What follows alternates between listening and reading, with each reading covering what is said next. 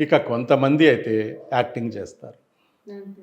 అట్లా నేను యాక్టింగ్ చేయడం ఎందుకు వల్ల యాక్టింగ్ చేస్తారు అంటే, వాళ్ళల్లో ఏ ప్రత్యేకత లేనప్పుడు, హ్మ్. వాళ్ళకి ఒక ప్రత్యేకమైన గుర్తింపు కావాలి అనుకున్నప్పుడు, ఐడెంటిటీ క్రైసిస్ అంటాం మామూలుగా. అలాంటి పరిస్థితిలో వాళ్ళేం చేస్తారంటే, వాళ్ళ మీదకేదో వచ్చేసింది అనే పద్ధతిలో చేస్తారు.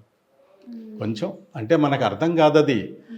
నిజంగా యాక్టింగ్ ఎవరు చేస్తున్నారు? హ్మ్. అమ్మవారు నిజంగా ఎవరి మీదకొచ్చింది? లేదు మానసిక విక్షేపంతో ఎవరు వాళ్ళకి తెలియకుండా వాళ్ళే చేస్తున్నారా? హ్మ్. అనేది మనకు అర్థం కాదు. ముగ్గురు ఒకే పద్ధతిలో ఉంటారు. హ్మ్. అది కొన్నాళ్ళు వాళ్ళని చూడంగా, చూడంగా అర్థమవుతది. హ్మ్. ఎందుకంటే అబద్ధాలు చెప్పేవాళ్ళు, కొంచెం హ్మ్. నీచమైన పనులు చేసేవాళ్ళు, ఎలా పడితే అలా మోసాలు చేసేవాళ్ళు, వాళ్ళు నా మీదకి అమ్మవారొచ్చేసింది అని చెప్తే మాత్రం ఎవరు నమ్మరు. అవునవును. అవును. ఎందుకంటే అమ్మవారు రావాలి అంటే అదొక పవిత్రమైన సబ్జెక్ట్ అయి ఉండాలి. హ్మ్.